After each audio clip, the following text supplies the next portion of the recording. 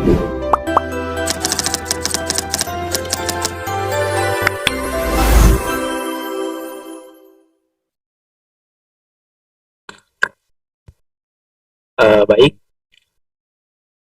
Assalamualaikum warahmatullahi wabarakatuh. Selamat malam, Kak. Waalaikumsalam. Ya, halo. Bagaimana kabarnya, Kak? Alhamdulillah. Nah, Junior Alhamdulillah. gimana juga nih?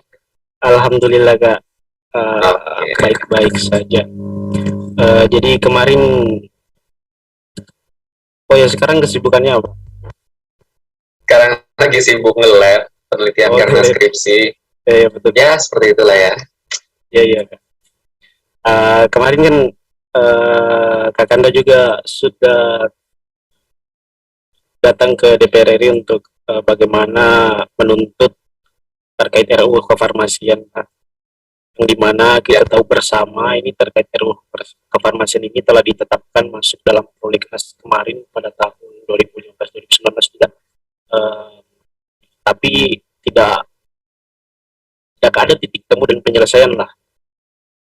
Nah, itulah kenapa kemarin teman-teman dari seluruh Indonesia, saya katakan dari seluruh Indonesia, farmasis, datang berbondong-bondong ke gedung DPR RI untuk menyorakan agar RUU kefarmasian ini kembali dibahas dalam prolegnas itu sendiri, Kak. Nah, mungkin uh, ada beberapa pertanyaan yang timbul dari teman-teman, khususnya mahasiswa farmasi, terkait aksi kemarin, Kak. Menurut Kakak,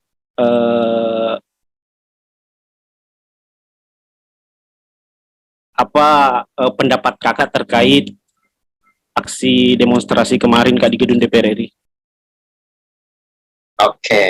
Langsung ya, berarti. Ya, ya. Oke, baik. Terima kasih Junior sudah mengundang saya ya pada podcast di UIN 6, UIN Alauddin Makassar, seperti itu. Tempat bersemayamnya Korwil Intim juga, seperti itu ya. Oke, baik. Nah, terkait aksi kemarin, sebenarnya yang pertama-tama saya bisa sangat-sangat mengapresiasi kepada seluruh lem yang sudah berhadir, yang terutama dari lem-lem wilayah yang sangat-sangat jauh seperti itu. Seperti dari Sumatera 1, kemudian dari Indonesia Timur juga menggelontorkan masanya, dan kemudian dari teman-teman Kalimantan pun juga ada seperti itu. Jadi dengan segala hormat yang saya punya, saya mengapresiasi teman-teman sudah mau berhadir dan kemudian juga menyemarakan aksi yang kita lakukan kemarin pada tanggal 19 November 2021 di gedung DPR RI seperti itu. Nah, berkaitan dengan hal ini, yang namanya pergerakan mahasiswa kita paham sekali bahwa dengan lagu khasnya gitu, berjuta kali turun aksi bagi kita itu adalah satu langkah pasti seperti itu. Jadi yang namanya batu karang yang ingin kita ambil ini seperti itu, atau ingin kita kikis ini, maka otomatis itu memerlukan sebuah usaha seperti itu. Nah, kekuatan yang dimiliki oleh mahasiswa itu adalah pertama, kita memiliki masa seperti itu. Dan kedua, kita memiliki idealisme dan keberanian seperti itu. Karena kalau poin ketiga terkait uang, kita itu tidak memilikinya. Makanya, bagaimana mobilisasi dan kemudian fasilitas maupun konsumsi yang diberikan kepada teman-teman yang berasal dari seluruh wilayah tadi, itu bisa terakomodir adalah karena adanya pergerakan independen kolaboratif dari kita gitu bersama stakeholder. Karena pada dasarnya isu RUU kefarmasian ini agar teman-teman memahami juga itu tidak bisa hanya dipegang oleh mahasiswa saja, teman-teman, seperti itu. Jadi kita itu harus berbarengan dengan elemen-elemen kefarmasian yang lain maupun organisasi keprofesian itu sendiri, seperti itu. Nah, mungkin satu titik yang kurang pada aksi kita kemarin adalah ketiadaan apoteker pada saat itu. Nah, itu juga sebenarnya mengarah kepada konten yang kita bawa. Pada saat itu, kita membawa konten bahwa Tritura Farmasi menyebutkan terkait RUU yang kita dukung itu adalah RUU dengan konsep bebas nilai seperti itu. Jadi dia adalah RUU kefarmasian yang murni tanpa ada semacam tagline yang mengiringi di dalamnya seperti itu. Jadi kita hanya mengawal terkait RUU kefarmasian yang memang secara murni tertera di website DPR, teman-teman, seperti itu, dan terinput di sana. Jadi kalau kalian bisa mengecek nanti website DPR, maka teman-teman akan melihat tuh RUU kefarmasian itu sudah tertulis di sana dan bukan RUU kefarmasian dari pihak manapun yang sampai ada sekarang. Oke. Nah, dalam beberapa hal kita sudah banyak mengevaluasi juga terkait aksi yang kita lakukan. Tentunya kita berharap aksi yang mungkin akan dilakukan di kemudian hari, jikalau memang momentum dan kemudian urgensinya akan memberikan kita analisis ke arah ke sana, maka kita harus sebenarnya turun bersama apoteker untuk step yang kedua kali ini seperti itu. Karena dirasa cukup pada periode lalu di tahun 2019 dan kemudian di periode ini di tahun 2021 itu kita sudah menggelontorkan mahasiswa dan kita memiliki keyakinan masa yang sudah jauh lebih bagus seperti itu. Ada banyak universitas negeri yang turut ikut dan kemudian juga ada banyak lem dan kemudian masanya pun jauh lebih banyak seperti itu. Jadi kita berharap ada masa yang jauh lebih banyak lagi, tapi kita mungkin akan sedikit mengalami stagnan pada tatanan mahasiswa terkait masanya, tetapi yang bisa kita tambah adalah dari masa apotekernya, teman-teman, seperti itu. Entah itu melalui organisasi profesi atau bersatu dengan elemen kefarmasian yang lain, itu bisa dilakukan seperti itu. Nah, kita masih menganalisis apakah nanti di kemudian hari terkait RUU ini, yang mungkin sesuai dengan pertanyaan-pertanyaan selanjutnya, nanti akan saya jawab seperti itu, berkaitan dengan hal tersebut. Kayak gitu. Nah, jadi evaluasi yang kita dapatkan adalah dengan analogi yang mudahnya mungkin seperti ini.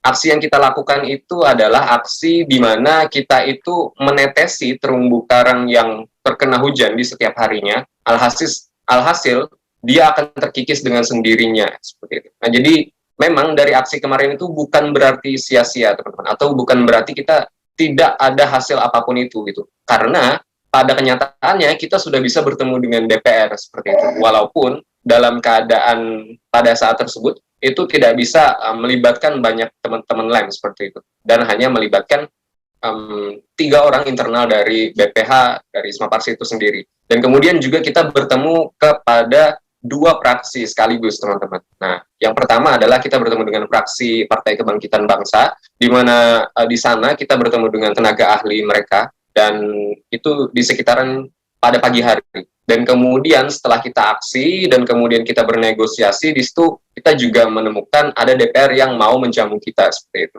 Dan beliau juga mau menyampaikan bahwa dukungannya terhadap RUU kefarmasian itu harus sesegeranya dilakukan dan kemudian juga harus tentunya dibahas.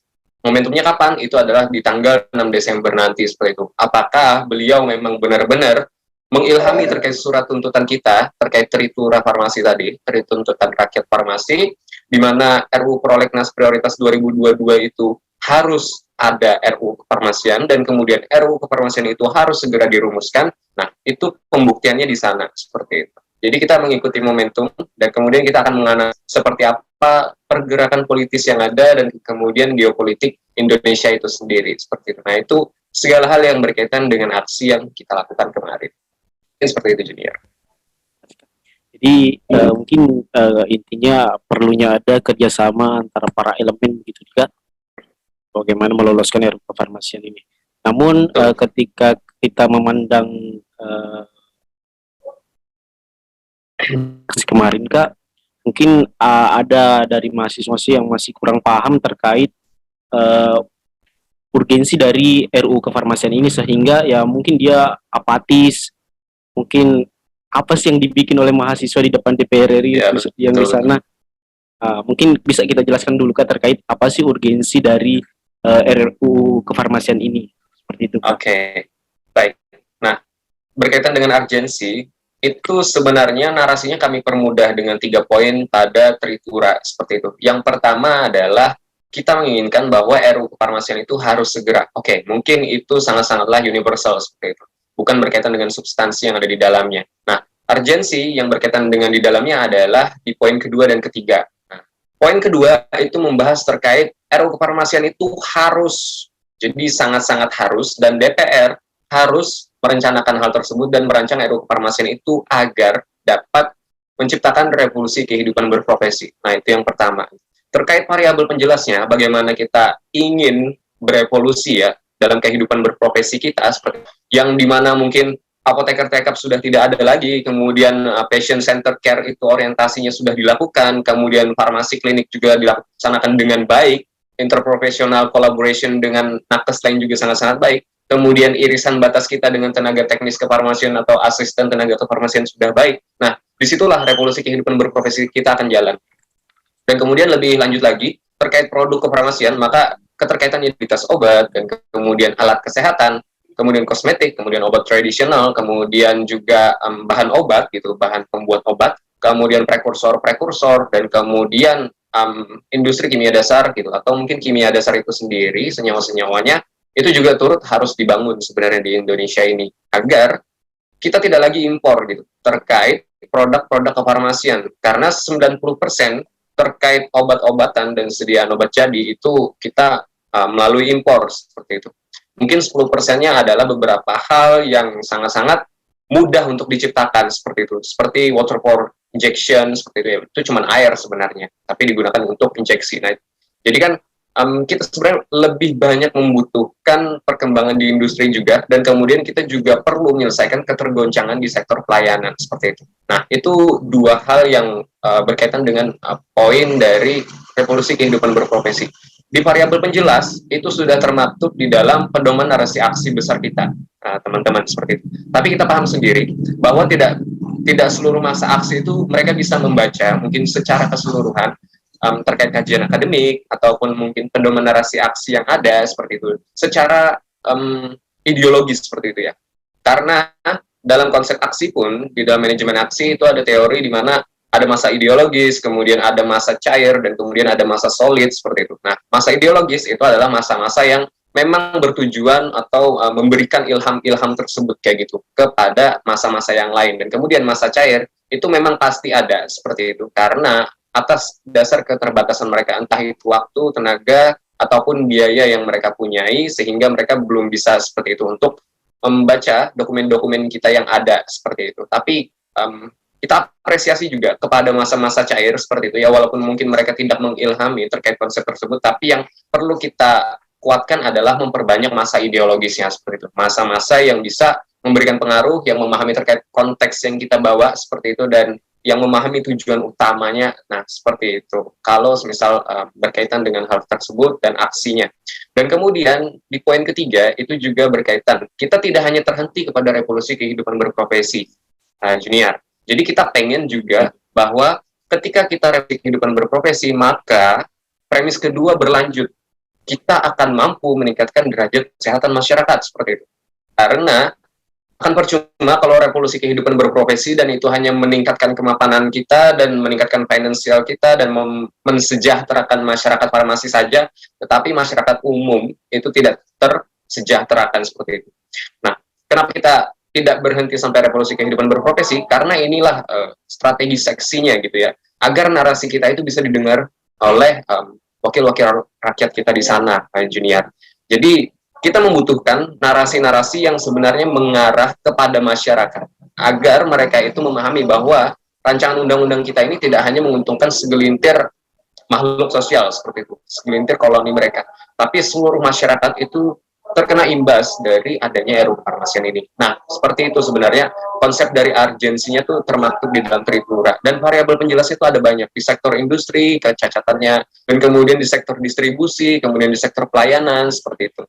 Yang mungkin terkait industri, kembali lagi tadi, kita kemandirian terkait obat-obatan dan masih impor, dan serta dukungan pemerintah terkait investasi di sana, itu sangat-sangat jarang, dan kemudian pembangunan industri kimia dasar, kemudian distribusi bahan obat, kemudian juga terkait sediaan obat jadi, itu masih sangat-sangat minim. Dan kemudian kalau di sektor distribusi, itu kehidupan berprofesi mereka sangat-sangatlah minim, karena mereka hanya berpikir bahwa di sektor tersebut adalah sektor purely bisnis gitu. Padahal komponen yang diperlukan dalam sektor distribusi itu sendiri yang termaktub dalam CDOB gitu ya, cara distribusi obat yang baik, adalah memerlukan apoteker yang dimana menyesuaikan dengan pedoman tersebut. Dan kemudian di sektor pelayanan kita memiliki banyak masalah. Mungkin satu ya, saya kasih poin-poinnya masing-masing. Puskesmas, apoteker sangat minim. Ada 4.000 puskesmas kurang lebih yang masih belum memiliki apoteker di daerah 3T, terpencil, terbelakang, dan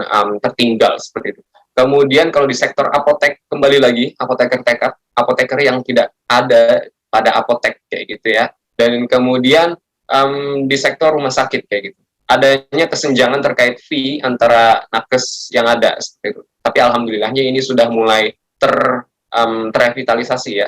Jadi sudah mulai aman ketika PMK 3 itu keluar terkait tentang standar klasifikasi dan perizinan rumah sakit, dan di mana di sana membahas bahwa profesi kefarmasian itu sejajar dengan pekerjaan yang lain seperti laundry seperti itu ya. Kemudian pemulasaran jenazah gitu. Yang kita harapkan sebenarnya konsep-konsep tunjangan ketika poin tersebut disatukan, maka kita akan disamakan dengan mereka seperti itu. Nah, yang dalam artian kita di sini adalah sebuah profesi, kita menempuh jenjang pendidikan, dan kemudian kita ada legalitas, dan kemudian ada penempuhan sebuah tantangan yang sangat-sangat besar, tidak hanya sekedar pekerjaan saja. Nah, itu dirasa kurang cukup efektif dan optimal seperti itu ketika kita ditaruh sejajar dengan pekerjaan-pekerjaan yang lain tersebut.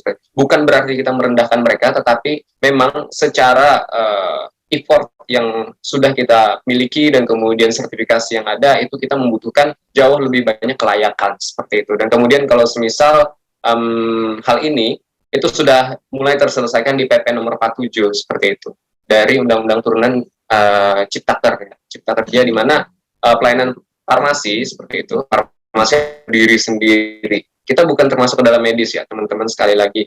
Mungkin ini banyak miskomunikasi ya antara kita semua gitu. Kebanyakan berpikir bahwa kefarmasian itu adalah pelayanan medis seperti itu. Padahal pelayanan medis itu adalah pelayanan yang berkaitan dengan kedokteran saja. Entah itu kedokteran umum, kedokteran gigi, maupun kedokteran kandungan seperti itu. Nah, perawat itu berbeda lagi. Mereka punya poin tersendiri juga. Nah, jadi seperti itu urgensinya. Nah, Junior. Jadi urgensi dari RUU Kefarmasian ini yang disuarakan oleh para teman-teman mahasiswa farmasi itu demi kemaslahatan masyarakat, bukan hanya dalam posisi dari profesinya sendiri, tadi Kak. Betul. Jadi kan kemarin kita sudah laksanakan aksi di DPR RI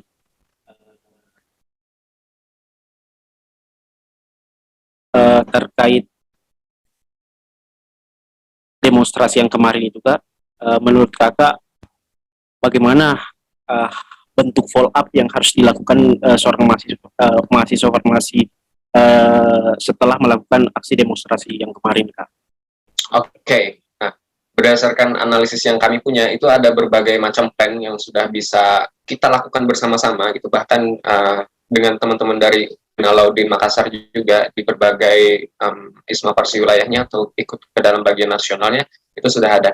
Kalau misal dari Strata Lem, teman-teman itu sebenarnya bisa join terkait pergerakan maupun hal-hal lainnya yang bersifat pengabdian dan kemudian branding terkait kefarmasian itu sendiri di tatanan masyarakat, itu bisa seperti itu. Nah, tetapi yang paling sangat-sangat visible dan kemudian juga cukup berpengaruh itu adalah bagaimana teman-teman Lem dan ISMA Farsi wilayah intim itu bisa bersama-sama datang ke dapil masing-masing dari DPR RI ataupun DPD RI, teman-teman. Nah, karena kebetulan mungkin dari UIN 6 adalah induk dari Korwil juga, peran dari teman-teman itu juga sangat-sangatlah pasti akan besar, dan kemudian teman-teman juga pasti akan sangat-sangat sering untuk turut ikut ke dalam hal-hal dengan skema tersebut seperti itu.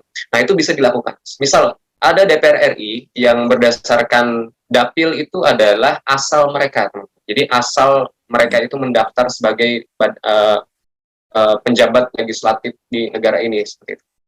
Biasanya mereka itu dalam beberapa waktu tertentu itu dia akan kembali pada masa reses, mereka akan kembali ke tempat dapil-dapil mereka, dan kemudian mereka mengambil aspirasi masyarakat di sana. Nah, dalam hal ini teman-teman bisa memasang strategi bahwa teman-teman dari ISMA Farsi itu datang langsung gitu. Jadi jemput bola, dan itu bisa sangat-sangat dilakukan. Jadi tidak terpaku kepada hanya di sektor nasional ataupun kita harus bertemu di gedung DPR.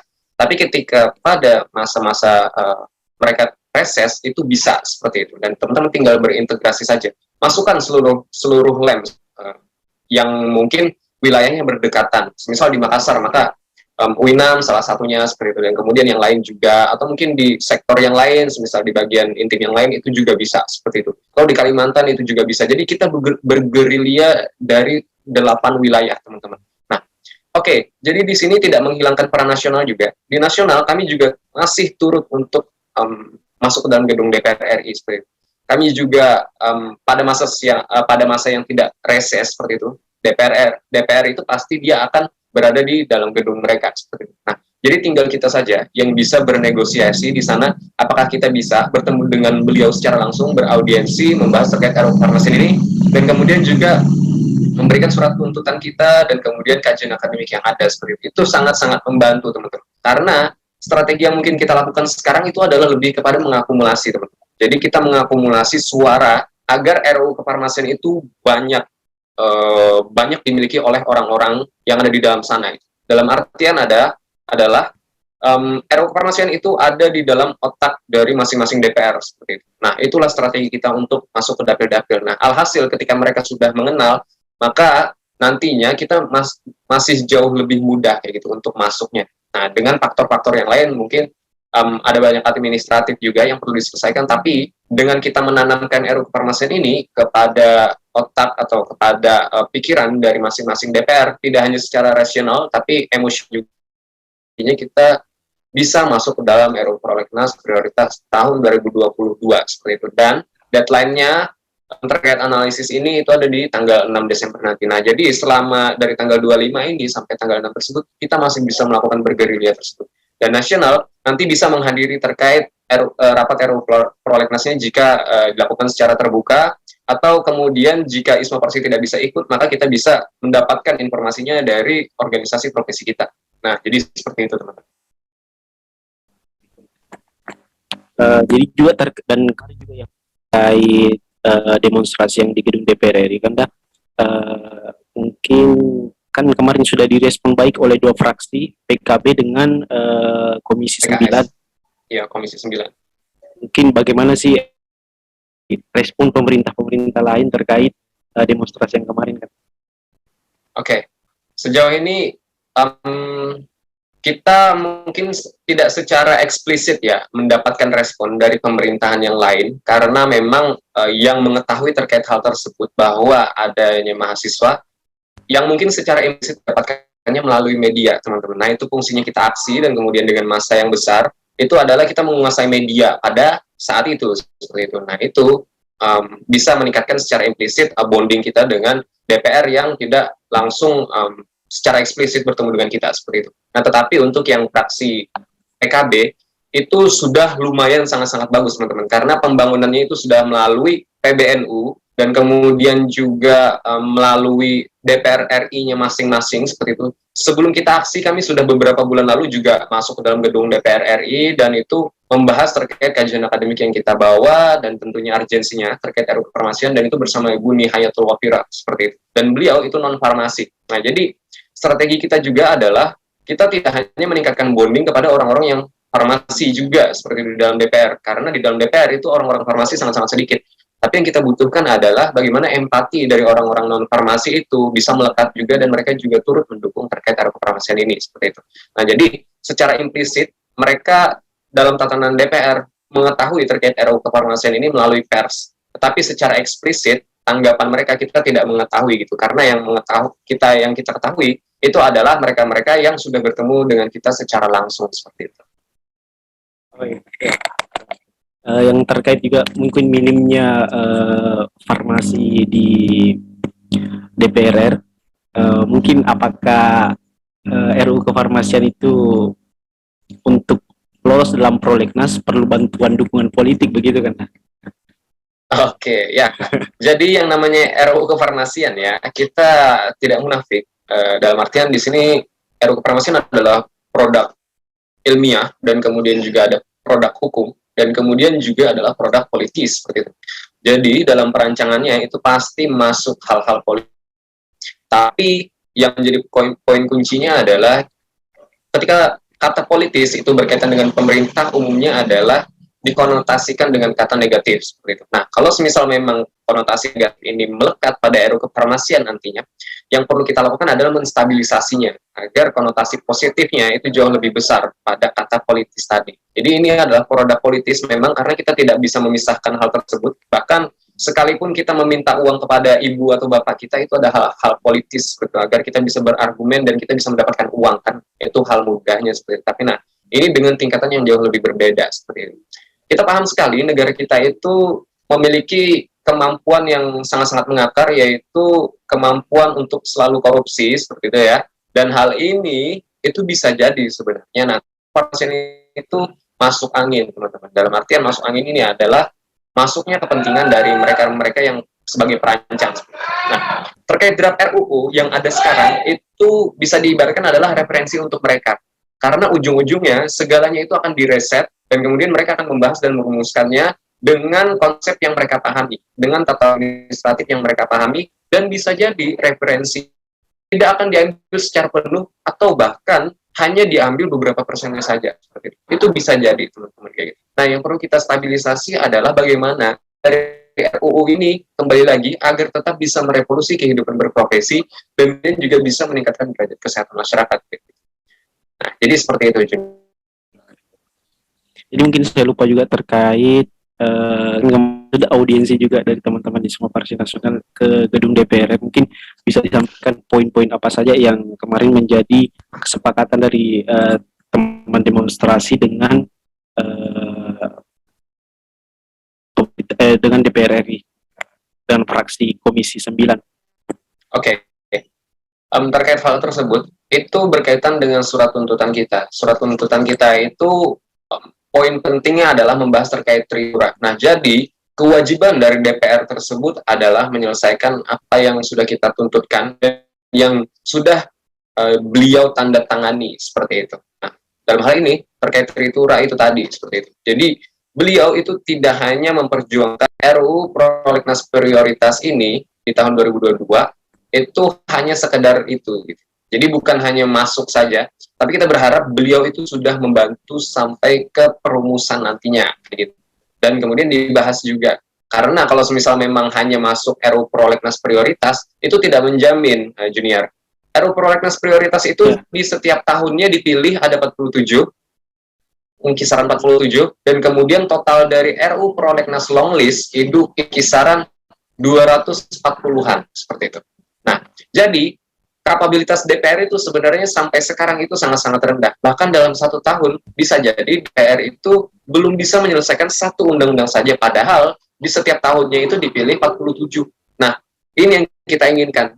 Jangan hanya masuk ke dalam ranking yang tinggi, tapi dia termasuk dalam ranking yang tinggi, tetapi juga harus dibahas dan dirumuskan di tahun 2022.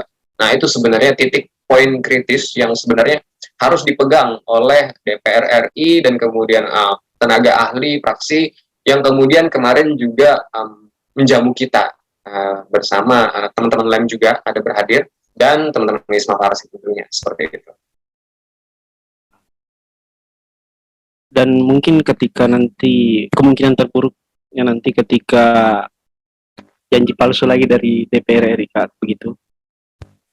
Mungkin tindakan sebagai seorang mahasiswa, khususnya mahasiswa farmasi untuk menindaklanjuti RUU kefarmasian ini lagi, Pak? Oke, baik. Jadi ada banyak plan juga terkait bagaimana cara kita untuk memandang RUU kefarmasian ini, seperti itu. Jadi ada ketika kita pada saat evaluasi juga terkait aksi kemarin, kami sudah menggelontorkan berbagai hal-hal politis yang bisa bermunculan nantinya ketika setelah aksi ini, yaitu yang pertama adalah keterkaitan isu RUU kefarmasian ini dengan penggorengan atau hanya sebagai bola panas di tatanan elemen kefarmasian itu sendiri saja seperti itu. Karena seperti yang kita ketahui sendiri ya, Kongres Ikatan Apoteker Indonesia itu dalam waktu dekat ini akan dilakukan seperti itu. Nah, jadi yang kita harapkan sebenarnya adalah tidak ada semangat yang hanya reaktif gitu. Ketika mahasiswa menekan, mereka baru melakukan. Mahasiswa menekan, mereka baru melakukan. Bukan hal itu seperti itu. Dan kemudian terkait poin-poin politisnya juga seperti itu, kita tidak mengharapkan bahwa RUU kefarmasian ini itu murni sebagai bola panas dan kemudian sebagai alat untuk mengendalikan mahasiswa seperti itu. Karena mahasiswa kekuatannya sangat-sangat besar pada masanya kembali lagi. Nah, kita tidak menginginkan hal ini. Nah, dari pandangan teman-teman LEM, ada yang mengatakan seperti ini, ketika kita sudah masuk ke dalam jurang, maka kita lanjutkan saja seperti itu.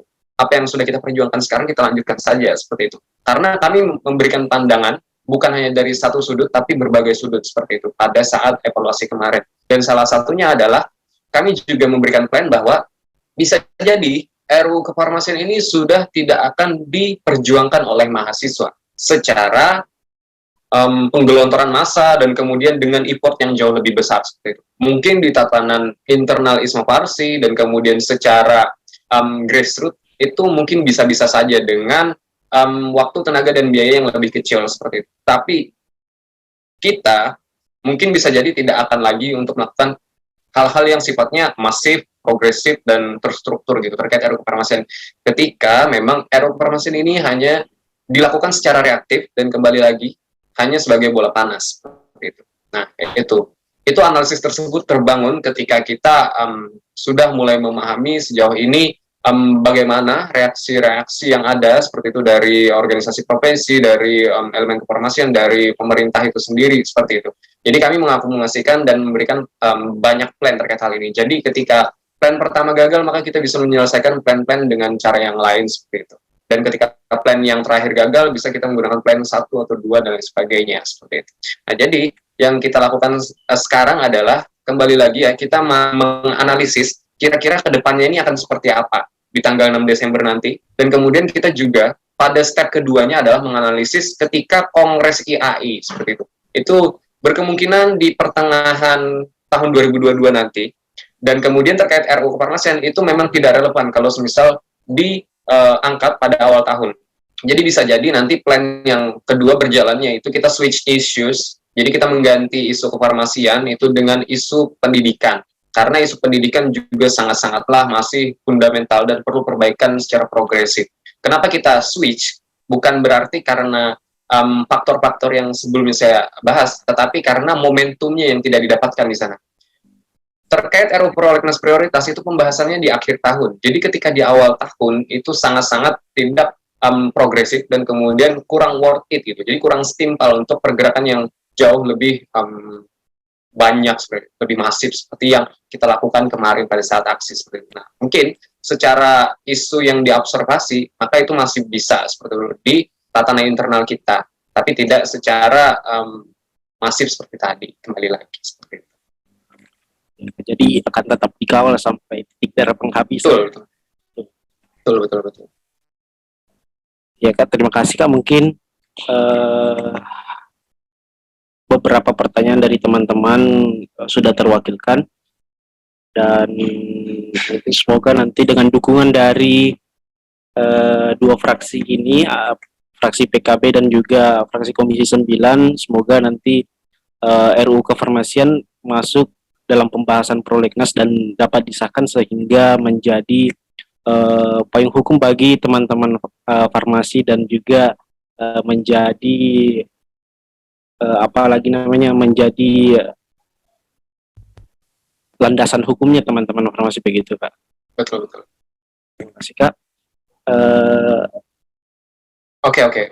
Mungkin sekedar informasi ya, Junior, saya tambahkan sedikit. Jadi kalau dari tatanan mahasiswa, kita bisa mendapatkan terkait simpatisan dari PKB dan kemudian dari PKS yang kemudian juga adalah Komisi 9, dan kemudian juga kita sudah dekat dengan Pak Hairul ya, teman-teman tahu pasti, dan kemudian Pak Melki itu di Komisi 9 juga, dan kemudian Pak Melki itu adalah wakil dari sana, dan itu juga mampu untuk mempengaruhi seperti itu terkait hal-hal yang sifatnya dalam internal DPR. Dan kemudian juga dari elemen-elemen kefarmasian yang ada itu mereka juga sudah bergerilya ke partai-partai yang lain seperti itu. Tapi mungkin saya agak terlupa terkait datanya, tapi yang intinya terkait Partai Amanat Nasional kayak gitu, dan kemudian Partai Gerindra, kemudian kalau tidak salah PDIP juga, dan kemudian partai-partai yang lainnya itu juga sudah dihimpun suaranya seperti itu. Dalam artian dalam per masing-masing orangnya secara personal seperti itu, tapi tidak secara menyeluruh bisa direpresentasikan dengan kata dari partainya seperti itu. Jadi sudah banyak sebenarnya, bukan hanya dari mahasiswa, tapi dari organisasi profesi dan elemen kefarmasian itu sudah banyak juga membuka jalan terkait hal ini. Jadi itu meningkatkan opportunity kita, jadi meningkatkan peluang dan meningkatkan keberhasilan juga tentunya seperti itu.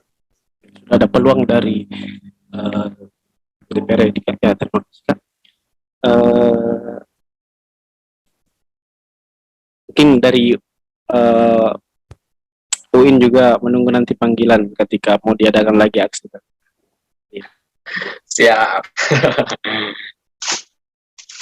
Mungkin terima kasih Kak atas waktu dan kesempatannya telah berbincang-bincang sedikit terkait RUU kefarmasian yang telah diadakan demonstrasi kemarin, Kak. Kami dari HMJ Farmasi UIN banyak-banyak berterima kasih kan dah. Siap. Semoga ketemu lagi nanti di aksi-aksi selanjutnya dia. Oke. Tidak harus aksi turun ke jalan ya, banyak aksi yang bisa kita lakukan. Iya, betul. Oke. Terima kasih. Sekian mungkin itu tadi dari narasumber kita, Kak Yuliansa, selaku ISMA Farsi Nasional, SH Kastrat Nasional. Kami dari HMJ Farmasi mengucapkan terima kasih, Kak. Mungkin cukup sekian dari podcast terkait pembahasan menuntut kepastian RUU kefarmasian part 2 ini. Sekian dari saya. Assalamualaikum warahmatullahi wabarakatuh. Waalaikumsalam. Oke. Terima kasih ya teman-teman dari UIN. Iya, Kak.